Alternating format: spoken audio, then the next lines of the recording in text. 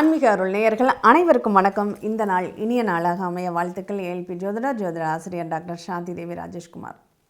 இன்றைக்கி இந்த ஓம் அப்படிங்கிற சொல்லினுடைய சக்தியை பற்றி தான் நம்ம பார்க்க போகிறோம். இந்த ஓம் அப்படிங்கிறது என்ன? இந்த ஓம் தான் பிரணவம் அப்படின்னு சொல்கிறாங்க.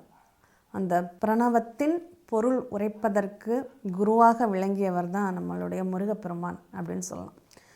இந்த பிரணவத்திற்கு பொருள் சொல்லாத காரணத்தினால தான் பிரம்மாவினுடைய படைக்கும் தொழிலே அவரை விட்டு அந்த முருகன் அவருடைய அகந்த எண்ணம் 5வது தலையை கிள்ளினார் அப்படிங்கிறதும் வரலாறு உண்டு.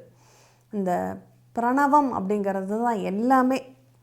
இந்த ஓம் அப்படிங்கிற ஒரு சொல்லுக்குள்ளே அண்டமும் அகண்டமும் அதுக்குள்ளேயே அடக்கம் அப்படின்னு கூட சொல்லலாம். இன்னும் இந்த ஓம்ங்கிற சொல்லை பற்றி நிறைய நம்மளுடைய முன்னோர்கள் ரிஷிகள் நிறைய விளக்கத்தை கொடுத்துருக்காங்க. அந்த ஓம் அப்படிங்கிறது நம்ம அடிவயத்திலிருந்து அந்த உச்சரிப்பு ஓசை, அந்த ஓசையில் ஒளிந்திருக்கக்கூடிய ஒரு நிகழ்வுங்கிறது ஓம். அந்த ஓசை சப்தங்கள் தான் நம்மளை பலமாக இயக்கக்கூடியது. ஒரு சப்தத்திற்கு அவ்வளோ அபரிமிதமான ஒரு சக்தி இருக்குது அப்படின்னா, இந்த எந்த மந்திரம் சொன்னாலும் பாருங்களேன், அந்த மந்திரத்தின் முன்னாடி அந்த ஓம்ங்கிற எழுத்து இருக்கும். இந்த ஓம்ங்கிற எழுத்துக்கு உரியவர் யார்? இந்த பிரணவத்தின் பொருளாக இருக்கக்கூடியவர் யார் அப்படின்னா, நீங்கள் விநாயகரை பார்த்துருப்பீங்க இல்லையா? வலம்புரி விநாயகர் எடுத்துக்கோங்க. இந்த வலம்புரி விநாயகர்னுடைய அந்த முகம், யானை முகம் எப்படி இருக்கும் பாருங்கள். அந்த ஓம் அப்படிங்கிறத நீங்கள் மனக்கண்ணுக்குள்ளே கொண்டு வந்தீங்கன்னா, அவருடைய அந்த தும்பிக்கை வளைந்து இருக்கக்கூடிய அந்த ஒரு நிகழ்வு ஓமாக உங்களுக்கு உருவாக்கப்படுத்தும். அதே இது முருகனுடைய அறுபடை வீடுகள் இருக்கக்கூடிய அந்த நிகழ்வுகளை ஒன்று சேர்த்திங்கன்னா அங்கே அந்த ஓம் அப்படிங்கிறது உங்களுக்கு அதில் இருக்கும். இதனுடைய நிகழ்வை அழகாக இங்கே சென்னையில் பெசன்ட் நகரில் இருக்கக்கூடிய அந்த அறுபடை வீட்டு முருகன் கோவிலில் நம்ம பார்க்க முடியும். இந்த மாதிரி இந்த ஓம் அப்படிங்கிறது தான் எல்லாமே. ஆ உ இம் அப்படிங்கிற அந்த 3 எழுத்து சேர்ந்தது தான் ஓம். அகரம் மகாரம் உகாரம், அகாரம் உகாரம் மகாரம் அப்படின்னு சொல்லுவாங்க. ஔ உ இம் அப்படிங்கிறது தான் இந்த எல்லாமே இந்த எழுத்துக்குள்ளே தான் அப்படின்னு சொல்லலாம்.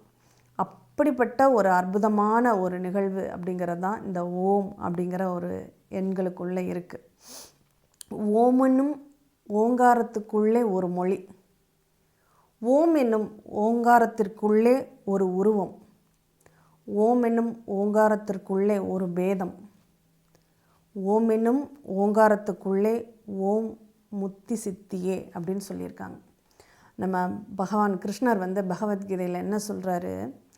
ஒரு மனிதன் முக்தி அடையணும், இறைவனின் திருப்பாதத்தை அடையணும் அப்படின்னா அவன் இறக்கும் தருவாயில் அந்த ஓம் என்ற மந்திரத்தை சொல்லி மூச்சு நிறுத்தணும் அப்படின்னு சொல்லி.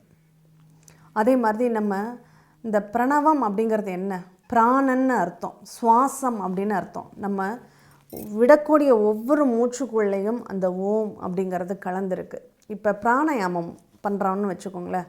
அந்த பிராணயாமம் பண்ணும்போது அந்த ஓம் அப்படிங்கிற அந்த பிரணவத்தோடு அந்த மூச்சை உள்ளே இழுத்து அந்த ஓம்ங்கிற ஓசை குறைவாக இருக்கணும், இம்ங்கிற ஓசை அதிகமாக இருக்கணும். இதை மாத்திரை அளவுன்னு சொல்லுவாங்க. நம்ம தமிழ் இலக்கணத்தில் பார்க்குறீங்க அப்படின்னா ஒவ்வொன்றுக்கும் அந்த ஓசையில் மாத்திரை அளவுன்னு சொல்லுவாங்க. 3 மாத்திரை அளவுகள் இந்த ஓம் அப்படிங்கிற ஒலிக்கு இருக்க வேண்டும் அப்படின்னு சொல்கிறாங்க. அந்தளவுக்கு அது அந்த ஓங்காரமாக அந்த சப்தம் அப்படிங்கிறது அந்த நம்ம எல்லா மந்திரங்களுக்கு முன்னாடியே எந்த ஒரு மந்திரம் சொன்னாலும் ஓம் அப்படிங்கிறத ஆரம்பித்து தான் அந்த மந்திரம் அப்படிங்கிறத சொல்லுவோம். அந்தளவுக்கு அந்த ஓமுக்கு அவ்வளோ வலிமை அப்படிங்கிறது உண்டு.